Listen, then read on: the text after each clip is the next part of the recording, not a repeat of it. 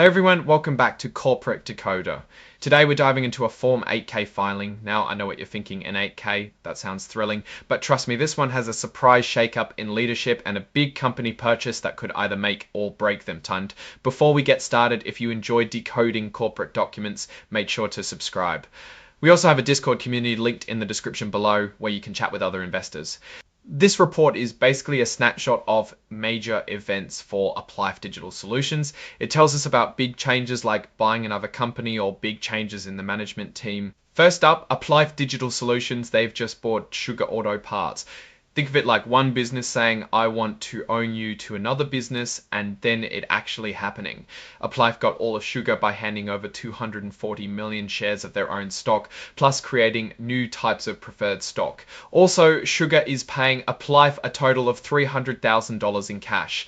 This deal closed around mid-June of 2025, a few weeks after they made agreement in April. If you're super curious, you can check out the original agreement. Now, because they gave out all those shares of stock to buy Sugar, it means Applife didn't sell these the traditional way a company issues many shares, which usually involves registering them with regulators. They did the whole thing privately, banking on a special rule that lets them skip the usual public offering process. Alright, here's where things get interesting. Around mid-June of 2025, the old boss, Matthew Reed, stepped down as CEO, CFO, and secretary. That's like resigning from pretty much every important job at the company all at once, but it looks like he is still a board member. Taking over as CEO and chairman is Michael Hill. Now, Mr. Hill has been running Sugar Auto Parts since around March of 2025, so he's now running both Sugar and Applife. He's been around in the business world for over 20 years, running media companies. Also, in mid-June of 2025, Barrett Evans got the nod as both a director and CFO. Mr. Evans is the managing director of a family office and has sat on boards of multiple public and private companies.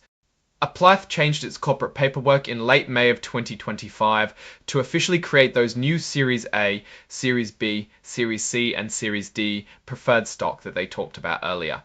Think of preferred stock as shares that have special rights and privileges compared to regular shares. These preferences could relate to dividends or even what happens if the company gets sold.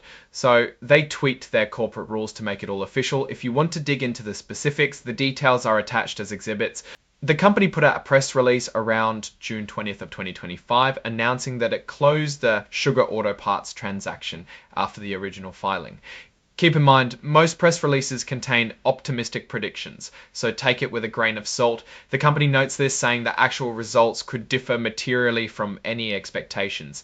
Finally, the filing contains exhibits for anyone who wants to dig into the specifics. We have the certificates of designation for the Series A, B, C, and D, preferred stock, and the original acquisition agreement. Alright, that's the breakdown of Applife Digital Solutions' latest filing. What's your take on these big changes? And what do you think this means for the company's future? Here's my quick take. Applife is making a big bet here by purchasing Sugar Auto Parts, a large transaction that could create a lot of value or lose a lot of value. They are trusting the original CEO to lead the expanded company. Also, it's worth keeping an eye out on how these new preferred shares impact existing shareholders and the company's financial strategy. Drop your thoughts in the comments below. If this analysis was valuable, hitting that like button really helps, and subscribe for more deep dives. And if you want to chat with other investors, don't forget to check out the Discord in the description. Thanks for watching. See you next time.